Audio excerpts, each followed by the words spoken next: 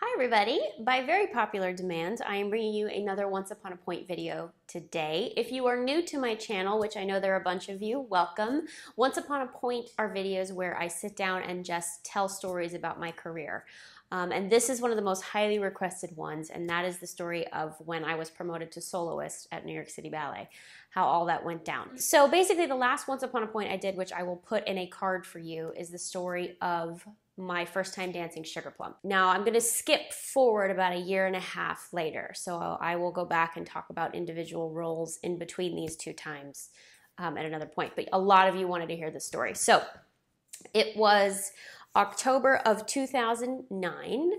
I had just turned 21 and I had just done a really great season. I was continually getting, big parts, roles. I had done the wedding pas de deux of Sleeping Beauty in a gala that previous spring season. It was called the Dancer's Choice Gala, which I will talk about at another point. But Jennifer Ringer had put together an evening that was completely her choice, and she had casted Tyler and I to dance the wedding pas de deux from Sleeping Beauty.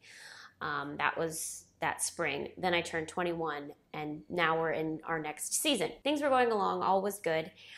We were working on several new ballets. I believe Alexei Ratmansky was there working on Namuna, a grand divertissement. I had started to rehearse Aurora because I was going to do it the following winter in February. So I had been cast as Aurora, and I was just sort of going along.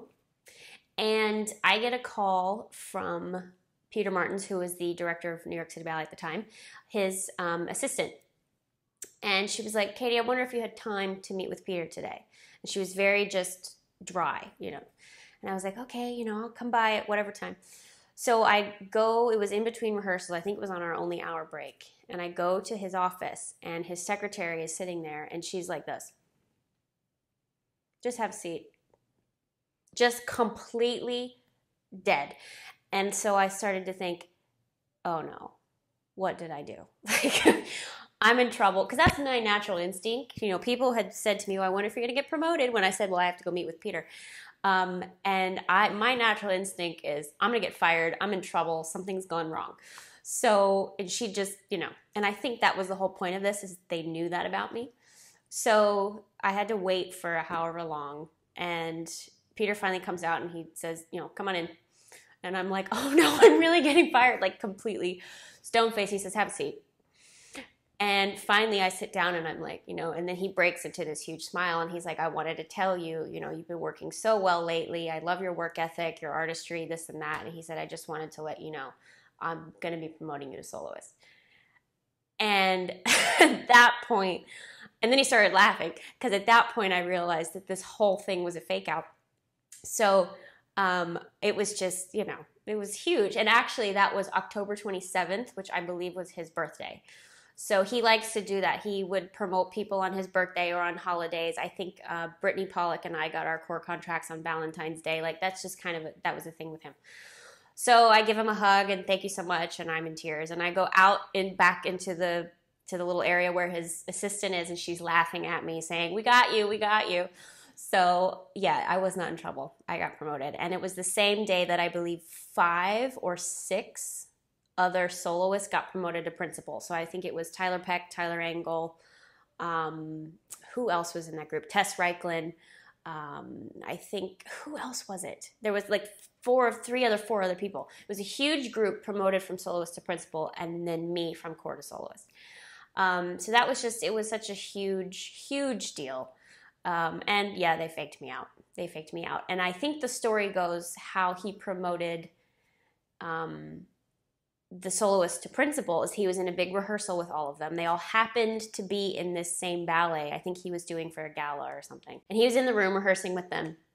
And he very nonchalantly said, well, you have to be able to do that because you're all principals now. And just kind of went on.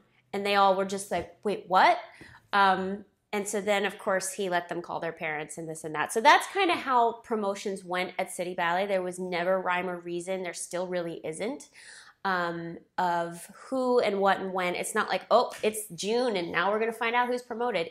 There's never, it can be anybody at any time. Some people are promoted in the fall. Some people are promoted in the winter season. Like, it just really, there's never a formula to it.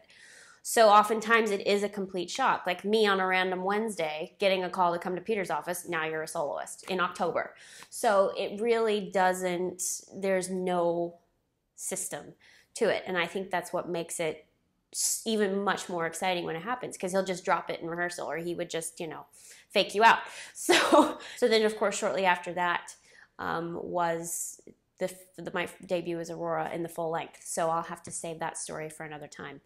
But yeah, this was a short one because there's not a lot to it other than the big fake out. Which if you watched the one where I talked about dancing Juliet for the first time, again, I thought I was in trouble. Like this and the come over, Sean wants to talk to you. And I'm like, what did I do? And then they're like, you're going to be Juliet. So that was kind of a thing with me, is I always would assume I was in trouble, and then things would happen. So if you missed that one, it's right there. I have a lot of these.